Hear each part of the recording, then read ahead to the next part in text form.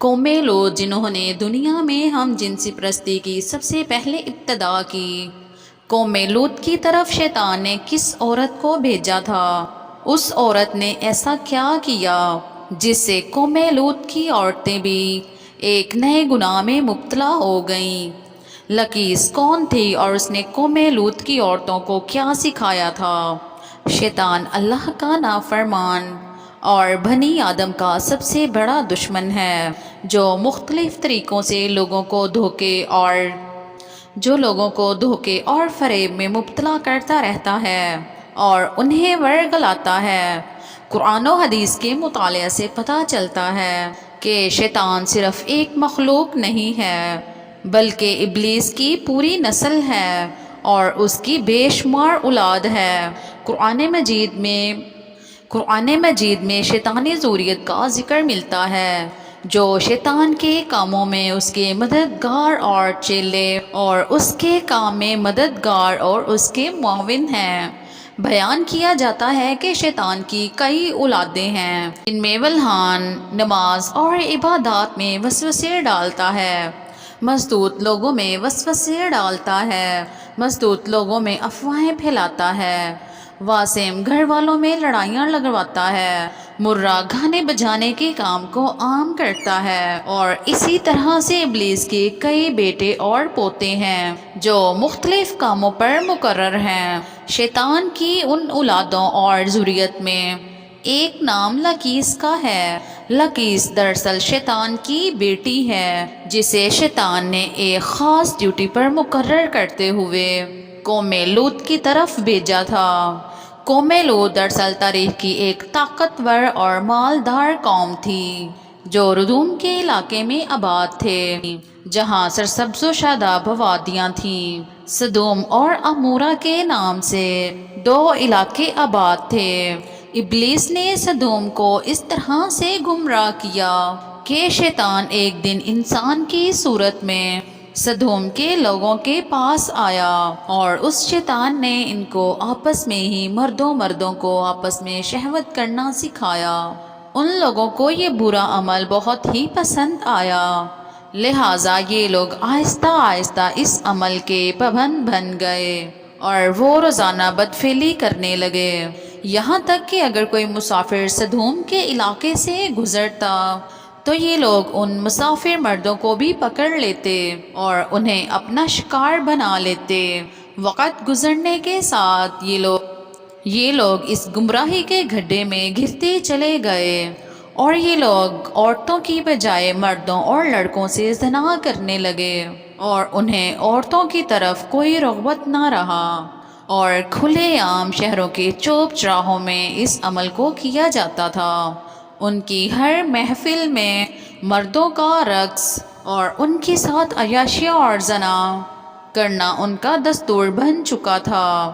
اللہ تبارک و تعالیٰ نے ان کی طرف اپنے بندے اور نبی حضرت لوط علیہ السلام کو بھیجا، جنہوں نے سدوم کے ان لوگوں کو گندے کاموں سے منع کرنے کا کہا اور اس گندے عمل سے توبہ کرنے کو کہا، اور فرمایا کہ کیا تم لوگ وہ بے حیائی کرتے ہو جو تم سے پہلے اس زمین پر کسی نے نہیں کیا ہے؟ تم مردوں کے پاس جا کر اپنی خواہش پوری کرتے ہو اور اپنی عورتوں کو چھوڑ دیتے ہو، تم لوگ حد سے گزر چکے ہو۔ لیکن قوم لوط پر ان واعظ و نصیحت کا کوئی اثر نہ ہوا، بلکہ وہ الٹا حضرت لوط علیہ السلام کے خلاف ہو گئے اور انہیں مجبور کرنے لگے کہ اگر تم اتنے ہی نیک اور پاک ہو تو اس بستی سے نکل جاؤ۔ اہل سدوم کا مردوں سے زنا کرنا اور بدفعلی صرف ایک گناہ ہی نہیں تھا، بلکہ وہ اس خدا کے بنائے ہوئے خاندانی نظام کو تباہ و برباد کر رہے تھے اور ایسے سنگین جرم کی ابتدا کر چکے تھے جس سے افزائشی نسل کا پورا قدرتی نظام برباد ہو رہا تھا۔ بہرحال جب قوم لوط کے لوگوں نے اپنی عورتوں سے رغبت کرنا اور خواہشات کو پوری کرنا چھوڑ دیا تھا تو ابلیس کے لیے یہ ایک سنہرا موقع تھا کہ وہ ایک اور نئے گناہ کی ابتدا کرے۔ لہٰذا ابلیس لائم نے اپنی بیٹی جس کا نام لکیس تھا اسے اہل سدوم کی طرف بھیجا۔ لکیس جنات اور شیاطین میں سب سے زیادہ حسین و جمیل اور خوبصورت تھی۔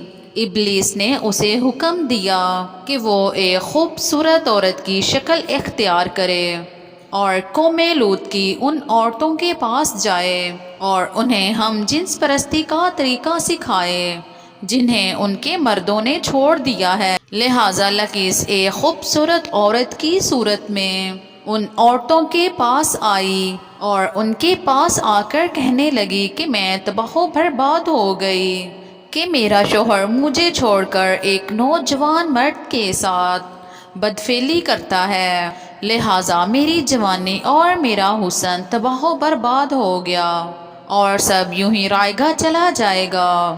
یہ سن کر قوم لوط کی دیگر عورتیں بھی واویلا کرنے لگیں اور اپنے شوہروں کو بھلا بلا کہنے لگیں۔ پھر لکیس نے ان عورتوں سے کہا کہ ہم بھی ان مردوں سے بے نیاز ہو جائیں گے اور ان کی طرف رغبت نہ کریں گے جس طرح وہ ہم سے بے نیاز ہو چکے ہیں۔ ہم سب کو ان مردوں کی کوئی ضرورت نہیں، ہم اپنی خواہشات کو آپس میں ہی پورا کر سکتے ہیں۔ اس پر ان عورتوں نے لکیس سے پوچھا کہ وہ کیسے؟ لہٰذا لکیس قوم لوط کی ایک خوبصورت اور رئیس عورت کے پاس آئی اور اس کے ساتھ بدفعلی کی اور ان عورتوں کو عورتوں سے ہم جنس پرستی کا شیطانی طریقے سے عمل سکھایا۔ اس رئیس عورت کو یہ عمل بہت پسند آیا، لہٰذا وہ عورت سدوم اور عمورہ کی عورتوں کے پاس گئی اور ان سب کو بھی اس طرح کرنے کا کہا اور عورتوں میں آپس میں ہم جنس پرستی کا آغاز ہوا۔ جب مردوں نے دیکھا کہ عورتیں آپس میں ہی ایک دوسرے کے ساتھ اپنی شہوت کو پورا کر رہی ہیں تو ان مردوں نے اپنی عورتوں کو اس بدفعلی سے منع نہیں کیا، وہ خود بھی ہم جنس پرستی کے گناہ میں ملوث رہے اور اپنی عورتوں کو بھی اس گناہ میں شریک کرتے رہے۔ آخر کار جب قوم لوط کے گناہ اور سرکشی حد سے زیادہ تجاوز کر گئے تو اللہ تبارک و تعالیٰ نے ان پر پتھروں اور آگ کے انگاروں کا عذاب بھیجا جس سے ان کے جسم کے پرکھچے اڑ گئے۔ سدوم اور عمورہ کی 5 بستیاں بالکل تباہ و برباد ہو گئیں۔ سدوم اور عمورہ اور ان علاقوں میں ہونے والے ہم جنس پرستی کے گناہ کا ذکر نہ صرف اسلام بلکہ توریت اور انجیل میں بھی ملتا ہے، جس میں ان علاقوں یعنی سودوم اور گمراہ کو سن سٹی کہا گیا ہے۔ اس کے علاوہ اکادی صحیفوں اور قدیم یونان کی تاریخی ریکارڈز میں بھی سدوم کے گناہ گار شہر کا ذکر ملتا ہے، جس کے مطابق سدوم اور عمورہ تاریخ انسانیت کے وہ پہلے علاقے تھے جہاں سے ہم جنس پرستی یعنی ہوموسیکسولیٹی کا آغاز ہوا تھا، اور ابلیس کی بیٹی لکیس نے بعد میں اس گھنونے گناہ میں مزید اضافہ کرتے ہوئے وہاں کی عورتوں کو بھی ہم جنس پرست بنا دیا، جسے جدید دور میں لیسبین کمیونٹی کا نام دیا جاتا ہے۔